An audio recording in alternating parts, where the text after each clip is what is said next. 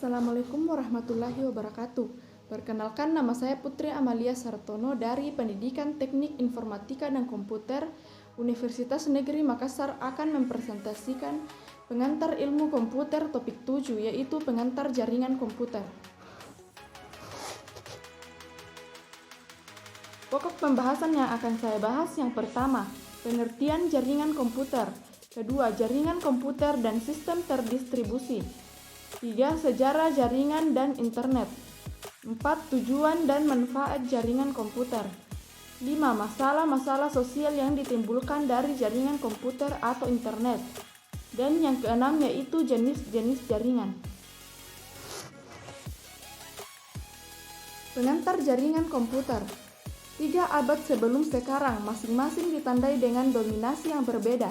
Abad ke-18 didominasi oleh perkembangan sistem mekanik yang mengiringi revolusi industri. Abad ke-19 merupakan zaman mesin uap.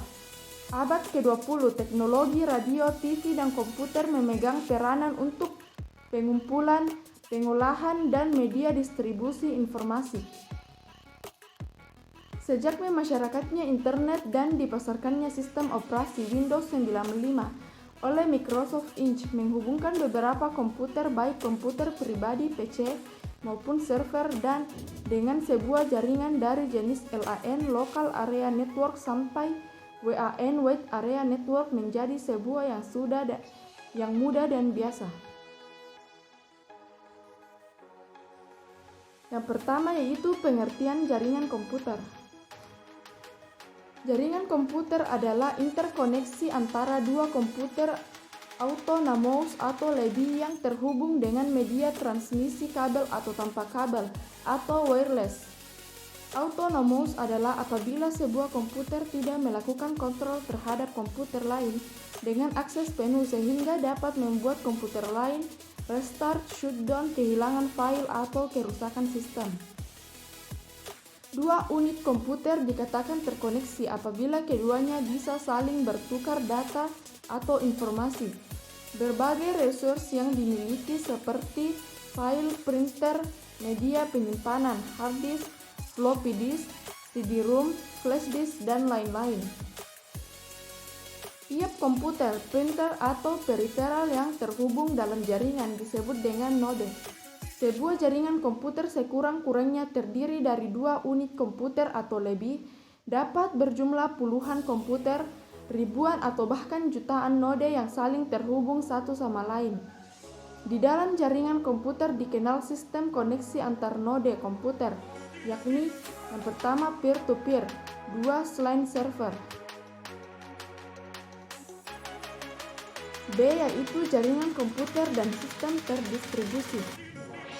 Sebelum jaringan komputer populer, user komputer pernah mengenal sistem terdistribusi. Terdapat hal yang cukup membingungkan dalam pemakaian istilah jaringan komputer dan sistem terdistribusi atau distributed system. Persamaannya adalah keduanya merupakan sekumpulan komputer yang saling terkoneksi dengan media transmisi yang relatif tidak jauh berbeda, sama-sama harus memindahkan file.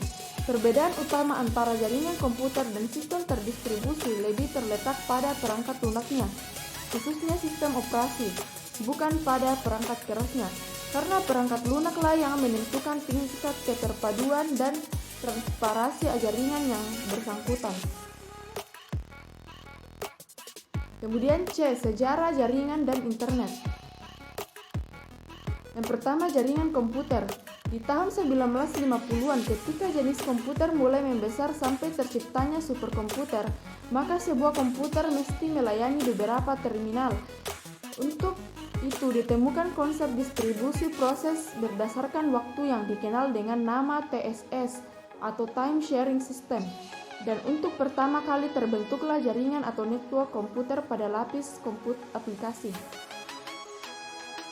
Pada sistem TSS, beberapa terminal terhubung ke sebuah host komputer.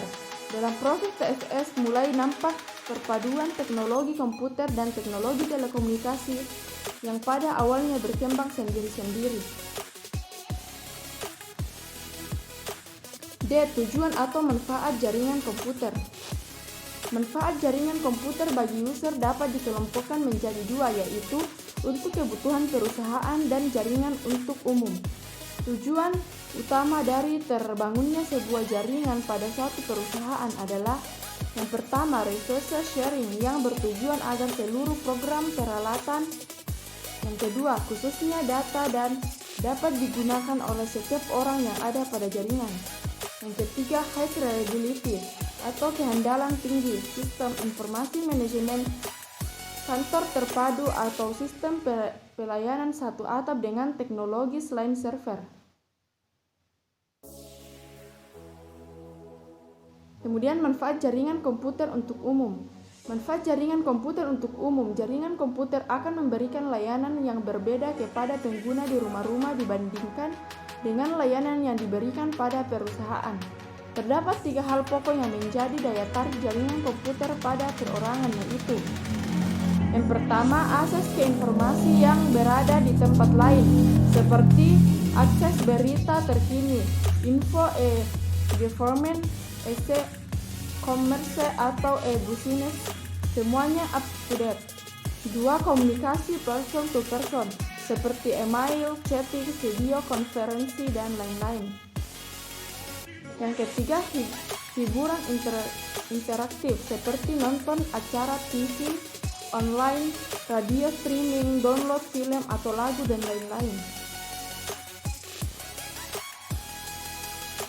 Kemudian masalah-masalah sosial yang ditimbulkan dari jaringan komputer atau internet. Penggunaan jaringan oleh masyarakat luas akan menyebabkan timbulnya masalah-masalah sosial, etika, politik maupun ekonomi yang terelakkan.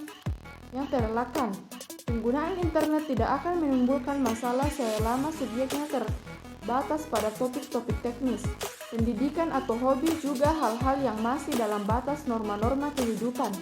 Tetapi kesulitan muncul bila suatu situs di internet mempunyai topik yang sangat menarik perhatian orang, seperti pertentangan politik, agama, seks, dan lain-lain. Gambar-gambar yang dipasang di situs-situs internet mungkin merupakan sesuatu yang biasa bagi sebagian orang, namun sangat mengganggu bagi sebagian orang lain karena bisa menimbulkan masalah sara. Sebagian orang dapat bersikap acuh tak acuh, tapi bagi sebagian lainnya pemasangan materi tertentu, misalnya pornografi, merupakan suatu yang tidak dapat diterima. Kemudian jenis-jenis jaringan. Secara umum, jaringan komputer terbagi menjadi 3 jenis jaringan. Yang pertama, Local Area Network atau LAN. Sebuah LAN adalah jaringan yang dibatasi oleh area yang relatif kecil. Umumnya dibatasi oleh area lingkungan, seperti sebuah kantor pada sebuah gedung atau tiap-tiap ruangan pada sebuah sekolah. Yang kedua, Metropolitan Area Network atau MAN. Sebuah MAN biasanya meliputi area yang lebih besar dari LAN, misalnya antar gedung dalam suatu daerah atau wilayah seperti provinsi atau negara bagian. Dalam hal ini, jaringan menghubungkan beberapa buah jaringan kecil ke dalam lingkungan area yang lebih besar. Yang ketiga, Wide Area Network atau WAN. Wide Area Network atau WAN adalah jaringan yang biasanya sudah menggunakan media wireless, sarana satelit ataupun kabel secara optik, karena jangkauannya yang lebih luas, bukan hanya meliputi satu kota atau antar kota dalam suatu wilayah, tetapi mulai menjangkau area atau wilayah otoritas negara lain. Jadi itulah yang bisa saya bahas. Kurang lebihnya mohon dimaafkan, atau salah pengucapan mohon dimaafkan. Wabillahi taufiq wal hidayah. Wassalamualaikum warahmatullahi wabarakatuh.